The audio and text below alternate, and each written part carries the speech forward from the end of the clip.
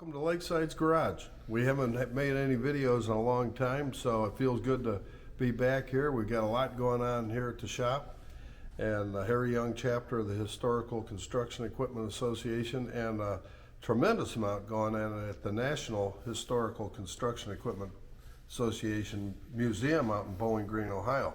And that's what we want to start out talking about. We're going to break ground in 2022 for our new museum, much needed museum. We've got machines sitting outside that need to be inside.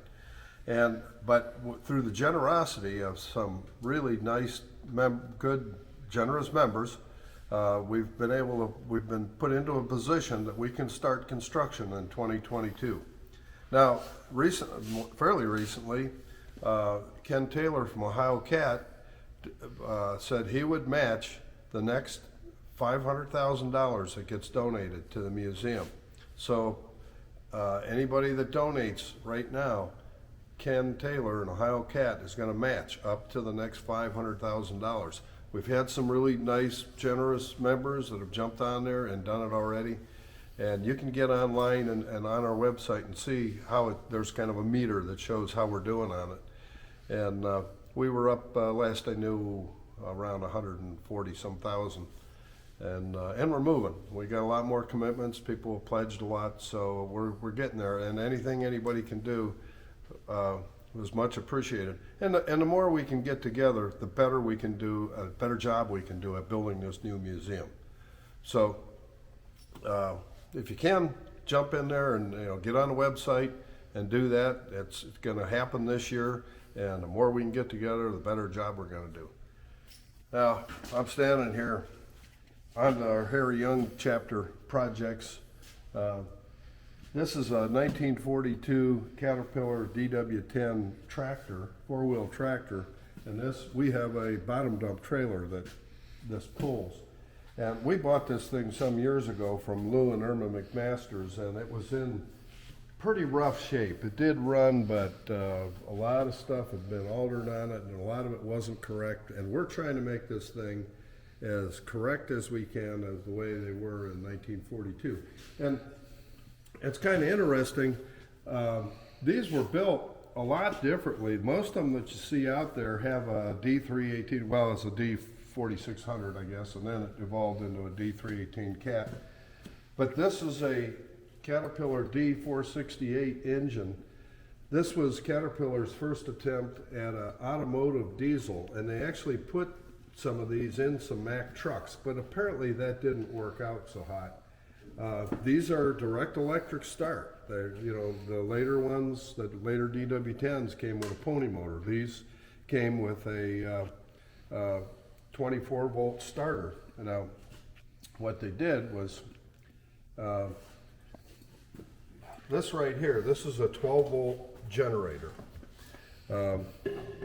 And you talk about something that's hard to find, a Caterpillar gear drive 12 volt generator. Most of them were 6 volt because the pony motors use 6 volts for starting. This uses a series parallel switch, so it's got the whole system runs on 12 volt, but the starter is 24 volt. And we'll go around and I'll show you that. And a lot of you guys are probably familiar with that. But while we're right here, the other thing that kind of sets these apart is they used, these tractors, the early ones, used vacuum to actuate the service brakes. And this is a vacuum pump. And it has an adjustable pulley. We just redid it. It's over on the bench. It'll work now. But that's how you adjust your belt. You adjust the pulley to tighten the belt. And then this creates vacuum. Now here's another part. A lot of these parts we got. My son Joe and I went out to near Philadelphia, Ohio, or Philadelphia, Pennsylvania. Another HCEA member, Bill Anachini, turned us on to a deal of a bunch of parts trucks, and that was a treasure trove of parts to get this thing to original. This is an original. This is a check valve. I was just taking it apart to clean it. But this will go on here something like this. And then here's a line we're bending up to go. This will go something like this up to this vacuum tank up here. That's another part that came from Philadelphia, and that's the only one like that I've ever seen. And these firewalls, this sets in where a pony motor would sit on a later model one, But that is the tank for storage for the vacuum for the brakes. While we're here, here's another unique thing for this vintage tractor. This is a preheater for the intake. This is basically like a furnace blower, or furnace burner rather.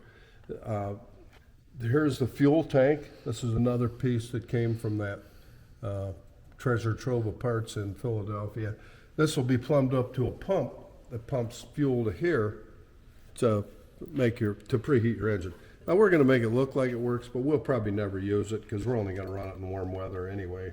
But it'll look like it's original when we're done. So, Joe, if you want to come around this way, here's the radiator we just had redone, and it took us 3 or 4 tries to find a good oil cooler.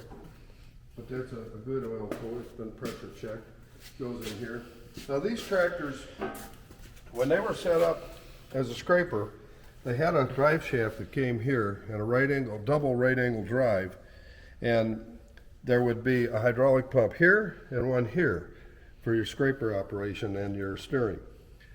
When you set these up as a bottom dump only, that it only has one pump, and that's the way we're going to set it up because we're only ever going to run but this is an original pump. We got to get the plumbing here. This had all been changed. There was the wrong pump in here, the wrong bumper. The bumper had been altered. The frame was stretched out. We put it back to where it belongs. Put the original mounts back on it. Have an original decent bumper that's going to go on it.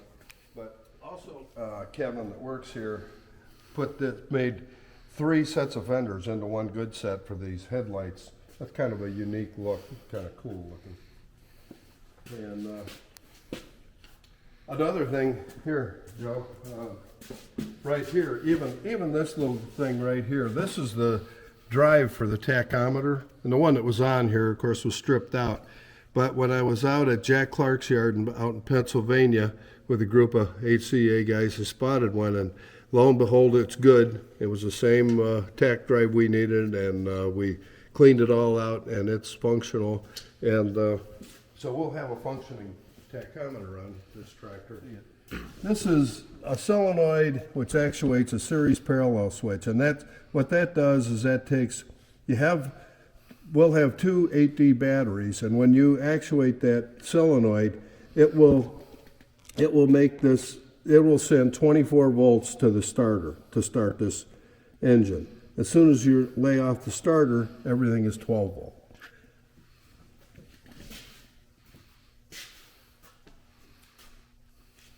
See,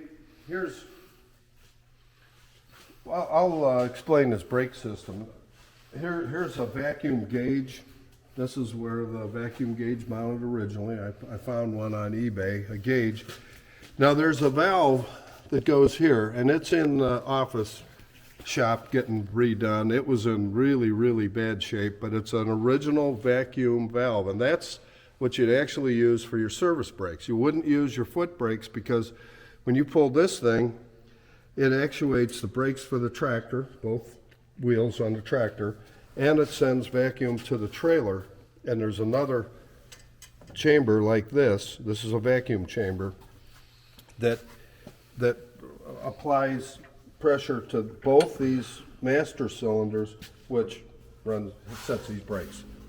Just your typical hydraulic brake system. But by doing that, by pulling that handle, you're braking the trailer and both wheels on the tractor. These foot brakes are basically for steering. These will engage each one of these master cylinders individually. It'll be like for steering in a muddy condition or something, like you do with a farm tractor. You hit your right brake and crank the wheel around and give you a little more maneuverability. But so we're hoping to get that valve. It's in really bad shape, but we're going to get it redone, and I think we'll be good there. We were able to rebuild some of the original dash lights. You don't see them very often, that design. And then these large face gauges. Whenever I can find these things, I'll take them and get them rebuilt, redone. They're very hard to find, but that's what this tractor had on it originally, this large face oil pressure gauge, water temperature. And then the crown jewel in my book is I found this on an old tractor in the junkyard. That is a Caterpillar Tractor Company tachometer for one of these, and it works. So I've got to paint this part some flat black, and it'll look good. But it's getting there. There's still a tremendous amount to do, but we've put a lot into it now. One of my nephews is making a new seal for this, and we're slowly figuring out our plumbing to try to get it as close as we possibly can to original. Right here's your fuel pressure gauge. I don't know if they ever had a large face one that went in there, but that's what I've got here for this one. But there we have it. We're moving right along, and we're hoping to have this thing operable by the time our show comes around last Saturday in April. So